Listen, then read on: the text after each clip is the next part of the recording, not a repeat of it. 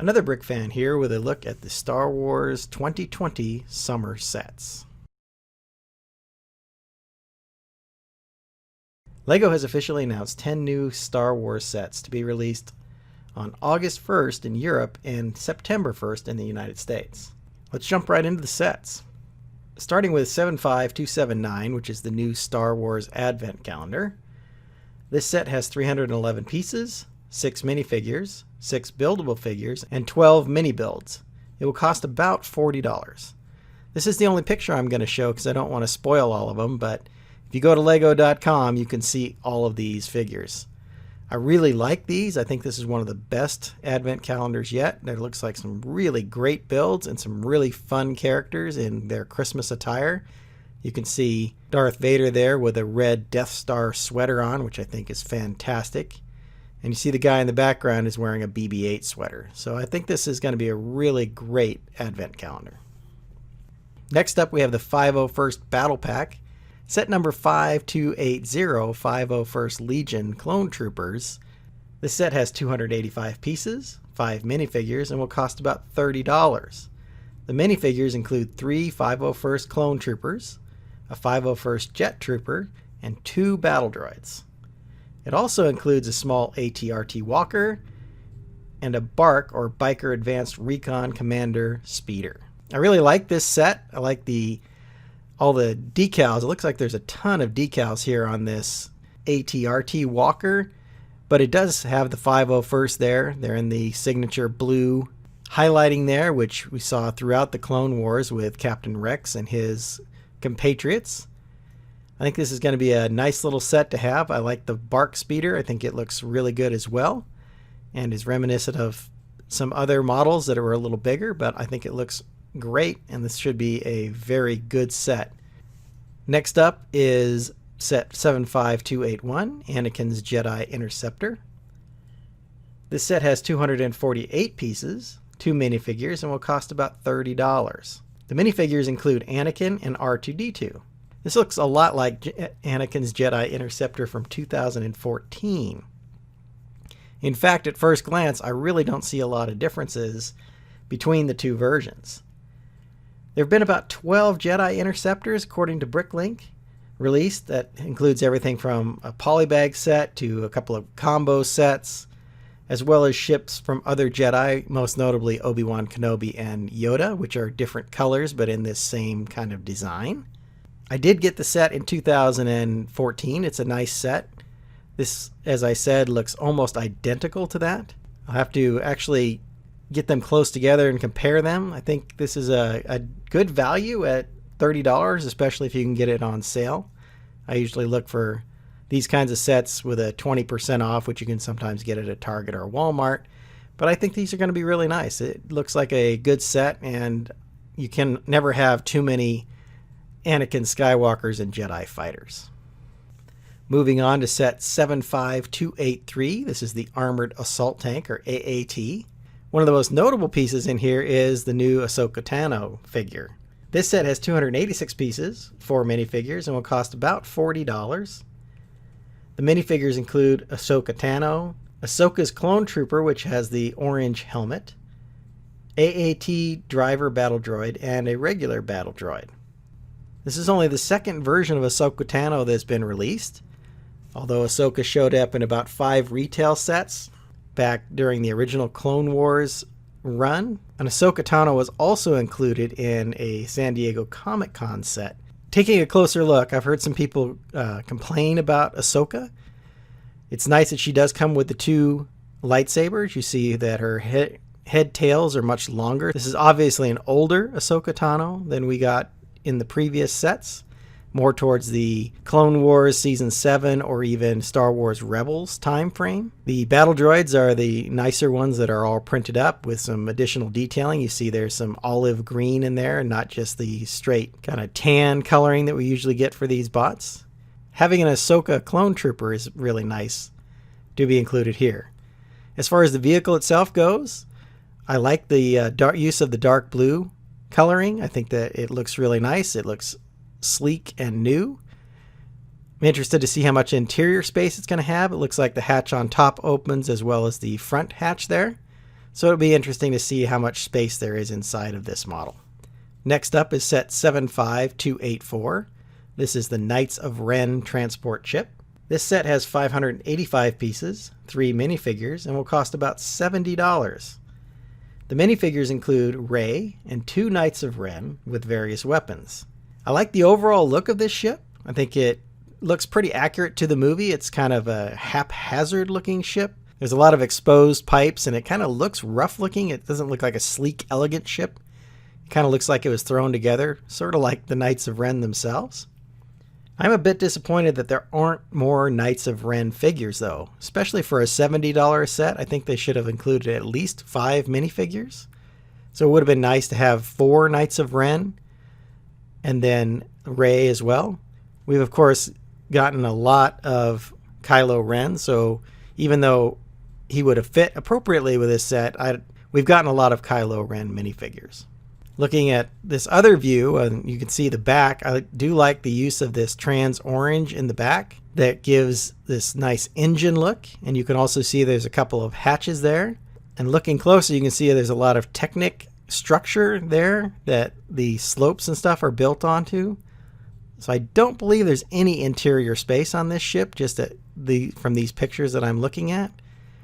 There is a spot for the 2 Knights of Ren to sit in there by opening up those hatches, which I think is just fine. This is a small set and a bit overpriced in my opinion, but it's still a nice addition to the Summer Wave. Next up is 75286. This is General Grievous' Starfighter. This set has 487 pieces, 3 minifigures, and will cost about $80. The minifigures include Obi-Wan Kenobi, an airborne clone trooper, and General Grievous himself. Once again, this is a very expensive set with a low piece count and only 3 minifigures. Seems pretty high to me. This is about the 3rd version, I believe, of this ship, the last coming out in 2010. Taking a closer look, I do like the dark gray coloring of the ship. It does look very accurate to the Clone Wars series. Interesting how they use those gold flower pieces there as accent or greebling there on the bottom of the engines or the front pods of the ship. The minifigures are interesting. It's interesting to see this different style of clone trooper with a different helmet style and then the orange highlighting, although I believe most of Obi-Wan's clone troopers did have that orange coloring. This is a pretty ordinary Obi-Wan piece. I think I've seen this minifigure many times before. I do like the General Grievous minifig. I think it looks really good. I've never bought any of the Grievous sets, so I don't have a Grievous minifig. So despite the price, this is probably one I'm going to buy. Might look for it on sale, so may not be getting it on day one. Next up is set number 75288. This is an AT-AT. Going back to the Hoth, traditional Hoth look. As you can see, there's a 40th anniversary of The Empire Strikes Back logo there on the side. Hard to believe it's been 40 years since The Empire Strikes Back has come out. Great movie. This set has 1,267 pieces, 6 minifigures, and will cost about $140. The minifigures include Luke Skywalker, General Veers, 2 AT-AT drivers, and 2 snowtroopers. Looking closely at the set, I like the build of the AT-AT. It's done pretty much in all gray. There is some Technic pieces, obviously very visible there in the structure of the legs and stuff. There's a lot of the Technic pins that are visible along the waist, I would say, of the figure. If you look along there, I think the head looks really good. I believe there's enough room in the head to accommodate 3 minifigures, which works really well, which means you can put the 2 drivers in the front and then General Veers in the background, just like the scene from the movie. So I think that is really cool. There's a small speeder bike there as a side build for the snowtroopers, and they also have a gun emplacement, it looks like. There are spring-loaded shooters underneath the head. Looking at this other angle, you see there is a lot of interior space. So it looks like there's 6 seats inside. If you have some additional snowtroopers from battle packs or other sets, you can really load this AT-AT up. Next up is set 75291, Death Star Final Duel. This set has 775 pieces, 5 minifigures, and will cost about $100. The minifigures include Darth Vader, Luke Skywalker, Emperor Palpatine, and 2 Imperial Royal Guards. This is another remake, with the original coming out in 2015, which contained 724 pieces and the same 5 minifigures. I think this updated version looks a little bit better. I like the fact that it has the additional builds up around the center structure with those red control panels or red displays up there, which I think look pretty good and make it feel a little more complete. There seemed like some strange gaps in the one from the 2015 version. I also like more use of the red there on the entrance. I think that makes it pop a little bit better than the original one. The minifigures are good. People generally like these Imperial Guard. I think they are nice looking minifigures. Having the Emperor there with those Force lightning pieces is really cool. If you look in the back here, you can also see that he has a pearl gold lightsaber hilt. It's nice to see Emperor Palpatine getting a lightsaber. It's a pretty good set. I think it was about $80 back in 2015, and this set is $100, so probably really close to the same price, although just a little bit more. Once again, the piece count is kind of low. For a $100 set, you're only getting about 800 pieces and 5 minifigs, so I believe all of these summer sets are kind of high on the price scale. Next up is set 75292, the Razor Crest. This has been up on the website for quite a while and was available for pre-order for a while.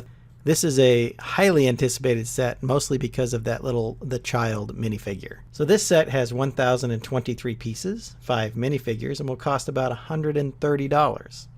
The minifigures include the Mandalorian, the Child, IG-11, Greef Karga, and a Scout Trooper. Of course, as I mentioned, the Child is the figure that everybody is anticipating. I think the Mandalorian looks really good. Of course, Greef Karga, who's the bounty hunter leader in the series, I think is also a very good inclusion in this minifigure set. Looking closer at the ship itself, I do like the look of it. I think it looks very accurate to the series. Nice to see all of the kind of brown detailing on a mostly gray ship. Overall, I think it looks really nice. I haven't pre-ordered this yet, but I think this is one of the sets that I will get when it comes out. And I think it's going to be very popular given the popularity of The Mandalorian, and this being released in September is kind of when they're going to start ramping up for The Mandalorian Season 2, which was originally scheduled to be released in October. We'll see with circumstances as they are. Taking another quick look, you see there's a couple of people stored in carbonite there. There's lots of interior space on this, although if you have bigger hands, it might be difficult to get in and actually pose the figures in there, but there is a lot of interior space, which seems to be kind of rare in these newer Lego sets, certainly in this wave. But I believe that all 3 sides come down, so you can lower both sides. It looks like they're both built the same on those either clip pieces or maybe on the friction hinges, it looks like, in the case of the back door. It does look like it's going to have a lot of playability.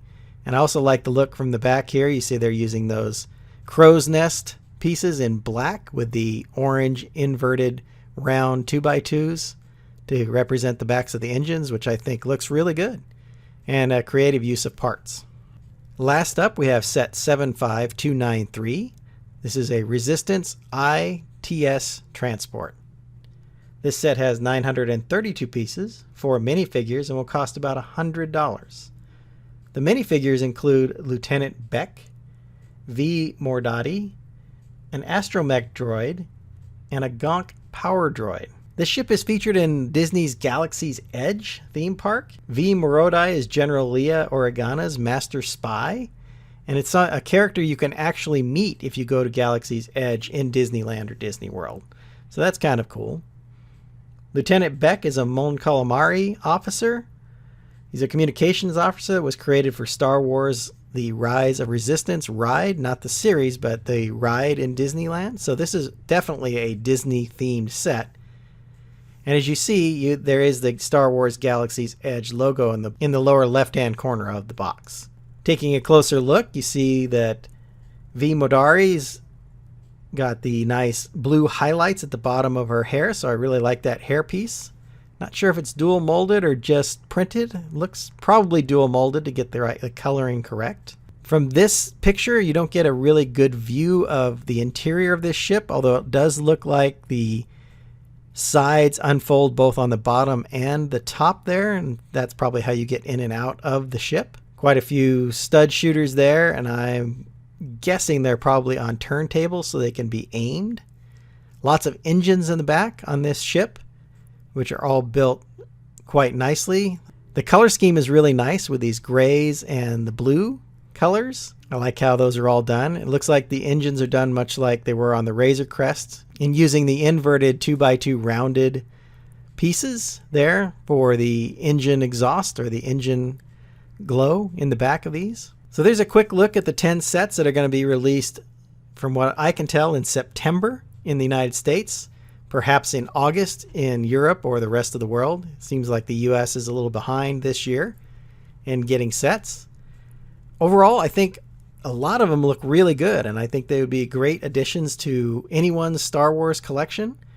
I do, however, believe that most of them are a little bit overpriced, even though they are a Star Wars themed. They all exceed that kind of 10-cent per piece standard that a lot of us tend to use to price sets out. I think some of that is due to the fact that it is a Star Wars set, a themed, a licensed theme, if you will. I think because of the popularity, people will probably pay the higher prices.